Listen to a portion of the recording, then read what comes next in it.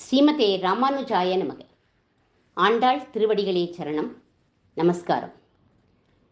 மாலே மணிவண்ணா மார்கழி நீராடுவான், மேலையார் செய்வனகள் வேண்டுவன கேட்டியேல், ஞாலத்தை எல்லாம் நடுங்க முரல்வன பாலன்ன வண்ணத்து உன் பாஞ்ச சன்னியமே, போல்வன சங்கங்கள் பொய்ப்பாடுடையனவே, சாலப் பெரும் பறையே பல்லாண்டு இசைப்பாரே, கோல விளக்கே கொடியே விதானமே ஆலி நிலையாய் அருளேலோரெம்பாவாய்.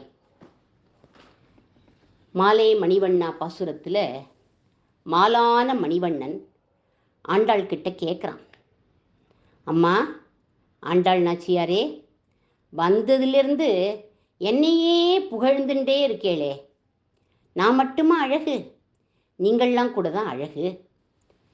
நீங்கள்லாம் என்ன சாமானியப்பட்டவாளா என்ன? நீங்கள்லாம் திங்கள் திருமுகத்து செய்யழையார், அவ்வளவு அழகா இருக்கேள். நீங்கள்லாம் ரொம்ப நேரமாக உங்ககிட்ட எதை வேண்டி வந்தேள் அப்படின்னு நான் கேட்டுட்டே இருக்கேன், அதை நீங்கள் சொல்லவே மாட்டேங்கிறேளே. 22ஆம் பாசுரத்தில் கண் திறந்து கடாட்சம் பண்ணு அப்படின்னு சொன்னேள். 23வது பாசுரத்தில் என்ன நடக்க சொன்னேள், சிம்மாசனத்தில் அமரணும்னு சொன்னேள். 24வது பாசுரத்தில் என்ன கேட்டு வந்தோங்கிறத மறந்துட்டு பல்லாண்டு பாடினேள்.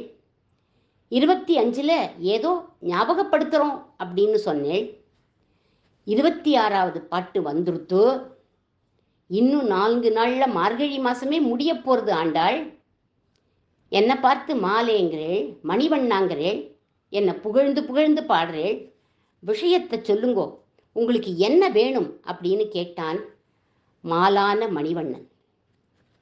ஓ அதுவா கிருஷ்ணா, இதோ சொல்கிறேன் அப்படின்னா, மார்கழி நீராடுவான் அப்படிங்கிறான்.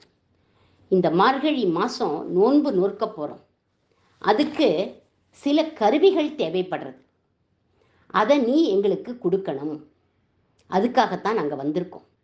அந்த நோன்புக்கு எங்களுக்கு சில இன்ஸ்ட்ருமெண்ட்ஸ் எல்லாம் தேவைப்படுறது, அதை நீ எங்களுக்கு கொடுக்கணும் கண்ணா அப்படின்னா. நோன்பு நோற்க எதுக்கு உபகரணம் வேணுங்கிறேள் அப்படின்னு கண்ணன் கண்களை அகல விரிச்சு, அச்சுத பூர்வம், இதுக்கு முன்னாடி கேள்விப்படாத விரதமாக இருக்கே அப்படின்னு கேட்டான்.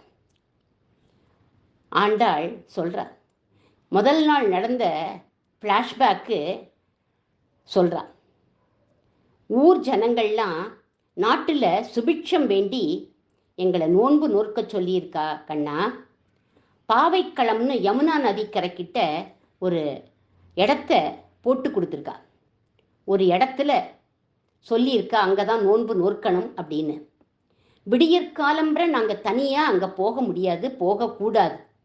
அதனால உங்கள் அப்பா நந்தகோபர் என்ன பண்ணியிருக்கார் தெரியுமா, ஒன்றை எங்களுக்கு பாடி கார்டாக போட்டிருக்கார். நாங்கள்லாம் இங்கேருந்து ஊர்வலமாக பாவைக்களம் வரை போகணும். அப்படி போகிற போது சில இன்ஸ்ட்ருமெண்ட்ஸ் எல்லாம் தேவையாக இருக்குது, அதை நீ தான் எங்களுக்கு கொடுக்கணும் அப்படின்னு சொன்னா ஆண்டாள் கிருஷ்ணன்கிட்ட.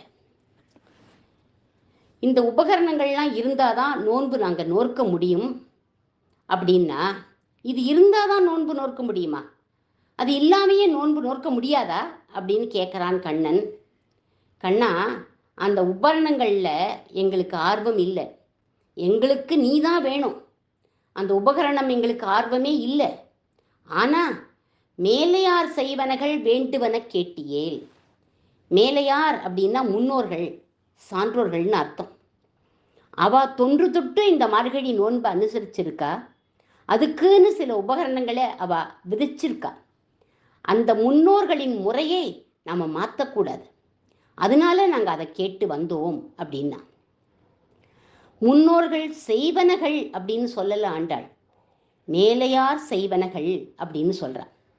மேலையார்னா முன்னோர்கள்னு ஒரு அர்த்தம், இன்னொரு அர்த்தம் நம்மளை விட மேம்பட்டவர்கள் அப்படின்னு அர்த்தம். நம்மோட முன்னோர்கள் பக்தியிலையும் சரி, ஞானத்திலையும் சரி, அனுஷ்டானத்திலையும் சரி, நம்மளை விட அவள்லாம் மேம்பட்டவா. அவள் ஒரு விஷயம் வச்சிருக்கா அப்படின்னா கண்டிப்பாக நம்ம அதை ஃபாலோ பண்ணணும். அவள் வரலட்சுமி நோன்பு விரதம்னு வச்சுருந்தா, சுமங்கலி பிரார்த்தனைன்னு வச்சுருந்தா. இப்படி இந்த விஷயங்கள்லாம் அவள் ஃபாலோ பண்ணினா அதை நம்ம விடக்கூடாது, நம்மளாம் அதை ஃபாலோ பண்ணணும். இப்பெல்லாம் நம்ம ஏதாவது ஆச்சாரமாக இருங்கோ அப்படின்னு சொன்னாலோ, இல்லை சாஸ்திரத்தில் இது இருக்குது அதை செய்யுங்கோன்னு சொன்னாலோ, இதில் சயின்டிஃபிக் ரீசன் இருக்கா அப்படின்னு கேட்குறா இந்த காலத்து குழந்தைகள்லாம். அப்படி இருந்தால் நாங்கள் ஃபாலோ பண்ணுறோம் அப்படிங்கிறா. சாஸ்திரத்தில் சொல்லப்பட்டதை நம்ம ஃபாலோ பண்ணால் பகவானே சந்தோஷப்படுவான்.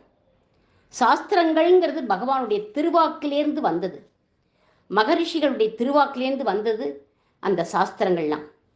முன்னோர் மொழிந்த மொழி தப்பாமல் கேட்டு பின்னோர்ந்து தான் அதனை பேசாதே தன் நெஞ்சில் தோன்றினதே சொல்லி இது சுத்தவர உபதேசம் என்பர் மூர்க்கராவார் அப்படின்னு சொல்றார் மணவாள மாமுனிகள். முன்னோர்கள் வழியில நம்ம போகணும் அப்படிங்கிறார் அவர். பஞ்சகச்சம் மடிசார்லாம் கட்டிக்கிறீங்களே, இதுக்கு என்ன சயின்டிஃபிக் ரீசன் இருக்கு அப்படின்னு ஆர்கியூ பண்ணுவா எல்லாரும். நம்மோட ஆன்மீக முன்னேற்றத்துக்காக ரிஷிகள் இதை சொல்லியிருக்கா அப்படின்னு நம்ம புரிஞ்சுக்கணும். வேதத்தில் காலம்பர மாலை 2 வேளை தான் சந்தியாவந்தனம் அப்படின்னு இருக்கு, மத்தியானியம்னு இல்லையே அப்படின்னு ஆர்கியூ பண்ணுவா. ஏன் அதை போய் உட்காந்து பண்ணிட்டு இருக்கேள் அப்படின்னு வேற கேட்பா.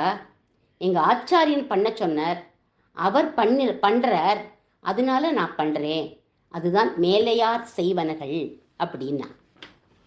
இன்னொரு எக்ஸாம்பிள் சொன்னால் இந்த மேலையார் செய்வனகள் நல்லா புரியும். எம்பெருமானார் ராமானுஜர் சம்பிரதாயத்தில் ஒரு விஷயம் ஃபாலோ பண்ணுவார். சந்தியாவந்தனத்தும் போது உத்ரணி பயன்படுத்த மாட்டார். ஆனால் பெருமாளுக்கு திருவாராதனம் பண்ணுற போது அவள்லாம் உத்ரணி பயன்படுத்துவாள்.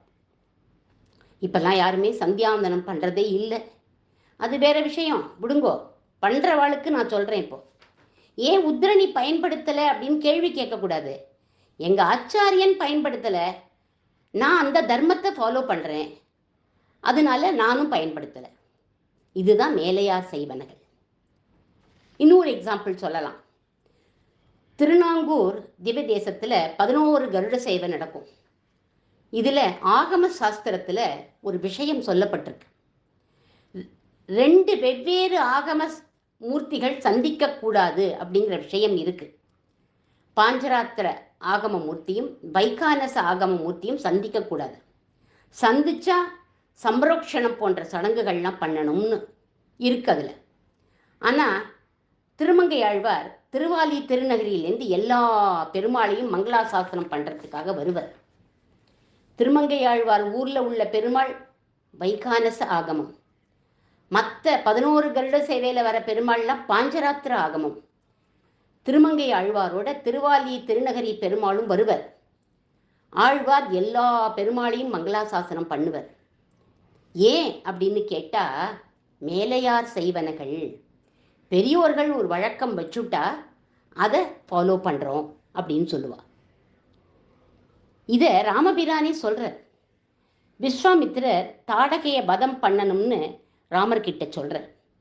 அப்படி சொல்கிற போது அவர் சொல்கிறார், ராமா, எனக்கும் அந்த தாடகைக்கும் முன்விரோதம் இருக்குது அப்படின்னு நீ நினச்சிக்காதப்பா. நான் ஒரு சத்திரியன் சொல்கிறேன்னு நீ நினச்சிக்காத. போர் தர்மத்தை மனசில் வச்சுட்டு சொல்கிறேன்னு நீ நினச்சிக்காத. நான் ஒரு பெரிய பிரம்ம ரிஷியாக இருந்து சொல்கிறேன், வேதங்களை ஆராய்ந்துட்டு சொல்கிறேன், தாடகையின் தன்மையையும் ஆராய்ந்து சொல்கிறேன்னா அவள் பெண்ணே இல்லை. அவளை பெண்ணுன்னு நீ நினைக்காத. அவள் ராட்சசி, டெரரிஸ்ட், அதனால அவளை கொன்னுடு அப்படின்னு சொன்னார் விஸ்வாமித்திரர். ராமர் சொல்கிறார், சுவாமி, நீங்கள் இவ்வளவு விளக்கம் கொடுக்கணுமா? நீங்கள் ஆச்சாரியன், நீங்கள் என்ன சொல்கிறீங்களோ அதை நான் செய்வேன். கொல்லு அப்படின்னு சொன்னால் நான் கொன்னுடுவேன் அப்படிங்கிறார் பிரபு ராமர். இதை கம்பரும் அழகாக சொல்கிறார். ஐயன் அங்கு அது கேட்டு அறநல்லவும் எய்தினால் அது செய்க என்று ஏவினால் மெய்ய நின்னுரை வேதம் எனக் கொடு செய்கை அன்றோ அறம் செய்யுமாறு என்றான். 4 வேதங்கள் ஒரு விஷயத்தை சொல்லி எங்கள் ஆச்சாரியன் அதை செய்யக்கூடாது அப்படின்னு சொன்னால் நான் அதை செய்ய மாட்டேன். ஆனால் 4 வேதங்கள் ஒரு விஷயத்தை செய்யக்கூடாதுன்னு சொல்லி எங்கள் ஆச்சாரியன் செய் அப்படின்னு சொன்னால் நான் அதை செய்வேன். 4 வேதங்களை காட்டிலும் எங்கள் ஆச்சாரியன் சொல்கிறதுக்குத்தான் வேல்யூ அதிகம். முன்னோர்கள் ஒரு வழக்கம் வச்சிருக்கா அப்படின்னா அதை ஃபாலோ பண்ணணும். இதுதான் மேலையார் செய்வனகள். இந்த மேலையார் செய்வனகள் பதம் நாளையும் தொடரும். ஆண்டாள் திருவடிகளே சரணம்.